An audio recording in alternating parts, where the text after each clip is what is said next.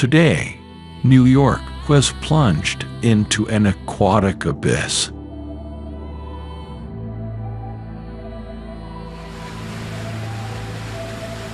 Footage that shocked the world. Events that will forever be etched in history.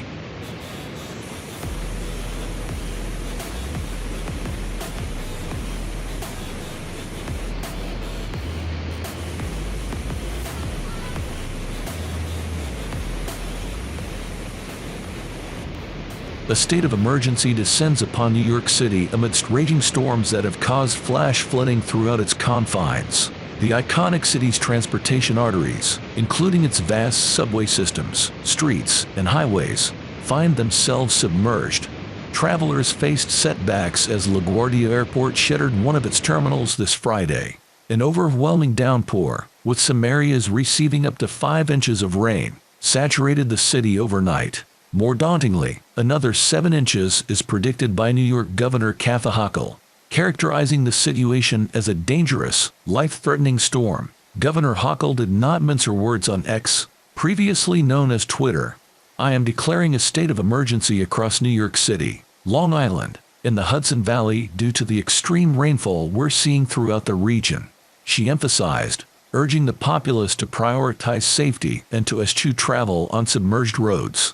Miraculously, as of now, the calamity has not claimed any lives or resulted in grave injuries. Adjacent to the iconic city, the New Jersey town of Hoboken too found itself compelled to declare a state of emergency. New York City's Mayor, Eric Adams, called upon his constituents for heightened alertness and extreme caution. The inundated subways have rendered mobility challenging, a sentiment he shared in a press briefing. City officials have been scrambling, executing a minimum of 6 rescues of citizens trapped in deluged basements. Vivid imagery of the catastrophe is proliferating across media channels. Videos and photos depict citizens navigating waters reaching their knees in streets and subway stations. Unsettling footage showcases torrents of water cascading from subway ceilings and walls. Brooklyn seems to be bearing the brunt of this flooding. The Brooklyn Navy Yard saw rainfall of over 2.5 inches within a solitary hour. Rohit Agarwala, New York's chief climate officer, shed light on the inadequacy of the city's sewage system, revealing it was only constructed to manage 1.75 inches of rain per hour. Residents face significant financial setbacks from damages, with estimates ranging in tens of thousands of dollars. The Metropolitan Transportation Authority advised residents to hunker down unless absolutely essential to venture out. With Terminal A at LaGuardia Airport being inaccessible due to the floods, potential travelers are encouraged to liaise with their respective airlines prior to setting out. In a city that never sleeps, road closures abound. The New York Police Department revealed that the National Guard is now operational in the city. Vehicles found themselves ensnared in traffic jams as waters ascended above Tiger levels on the FDR Drive, a vital conduit along Manhattan's eastern flank. Scenes in South Williamsburg, Brooklyn were equally grim, with workers striving to clear a drain amidst knee-deep waters and an assortment of floating debris. By midday, there were thankfully no reports of storm-inflicted fatalities or critical injuries. Current flood warnings and advisories encompass approximately 18 million individuals in the New York metropolitan expanse and other pivotal cities lining the East Coast. With almost 14 inches of rain this month, the city is experiencing its rainiest September since the records began in 1882, as per the National Weather Service. As the skies continue to release torrents of rain, New Yorkers display their hallmark resilience and unity. Volunteers are emerging, forming community response groups to assist those in dire need. Restaurants and local businesses, despite suffering their own setbacks, are offering shelter and sustenance to stranded residents and emergency workers. Across neighborhoods, schools, and community centers have opened their doors, transforming into makeshift evacuation centers. Local radio stations and social media influencers are collaborating, ensuring the dissemination of vital, real-time updates and safety guidelines. The city's tech community is also playing its part, developing rapid response apps to assist in rescue operations and to identify and mark flooded zones. Internationally, messages of support and solidarity are flooding in. Several countries have offered assistance in terms of supplies, equipment, and expertise in disaster management. The global community, bearing witness to the devastating scenes in one of the world's most iconic cities, is extending its hand in myriad ways. The city's infrastructure, although overwhelmed, is under meticulous scrutiny.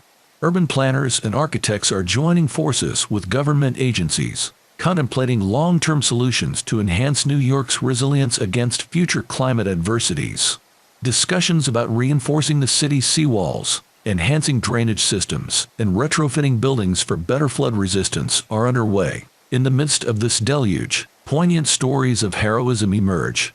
From taxi drivers ferrying stranded citizens free of charge to residents forming human chains to rescue individuals from rapidly rising waters, the indomitable spirit of New York shines through. Yet, as the city grapples with the immediate crisis, there's also an undercurrent of reflection. Climate change, often discussed in abstract terms, has manifested in an alarmingly tangible form. Conversations around sustainable practices, green infrastructure, and transitioning to a low-carbon economy are gaining momentum. For now, New York, a city renowned for its unyielding spirit, remains undeterred. Even in the face of adversity, the metropolis stands tall, echoing the sentiments of its denizens. We will rebuild, we will adapt, and we will emerge stronger. Amidst the chaos, New York's cultural fabric plays a pivotal role in bolstering the city's morale. From impromptu street performances by musicians, offering solace for melodies, to artists creating murals capturing the resilience of the city, culture acts as a beacon of hope. The city's famed theaters, despite facing their own trials, are hosting community gatherings, using art as a medium to narrate tales of survival and unity. Local NGOs and international humanitarian organizations have activated their networks, ensuring that aid reaches even the most remote corners of the city. There's a visible mobilization of resources, from makeshift boats navigating the inundated streets to distribute supplies, to drones capturing aerial imagery to aid in mapping and rescue operations. New Yorkers, known for their culinary prowess, are coming together in a show of gastronomic solidarity. Renowned chefs and humble food truck owners alike are setting up community kitchens, turning parking lots and town squares into hubs of nourishment, serving hot meals to displaced families and weary first responders. Amidst these acts of kindness, the city's youth are playing a central role. Schools, while temporarily closed due to flooding, have become grounds for volunteerism.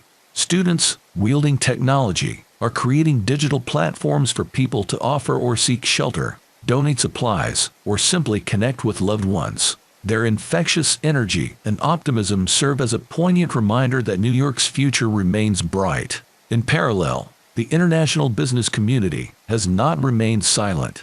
Major corporations, many with roots in New York, are pledging substantial financial support for rehabilitation and rebuilding efforts.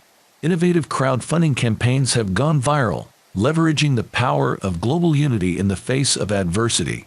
However, beyond the immediate outpour of support and unity, this event underscores a more profound realization: the pressing need for urban centers worldwide to preemptively address the multifaceted challenges posed by climate change becomes evident. Cities globally are taking cues, realizing that adaptability and sustainability are no longer abstract concepts but essential prerequisites for urban survival. New York's ordeal serves as both a somber wake-up call and an inspiring testament to human spirit and resilience. It offers a narrative of hope, adaptability, and the boundless capacity of communities to rally together when faced with the unimaginable. As the waters recede and the city begins its journey of reconstruction, one thing remains abundantly clear: New York's heartbeat, tenacious and unwavering, will continue to inspire and captivate the world. Weeks following the deluge, New York's transformation is palpable. Streets that were once submerged now echo with the sounds of construction and rejuvenation.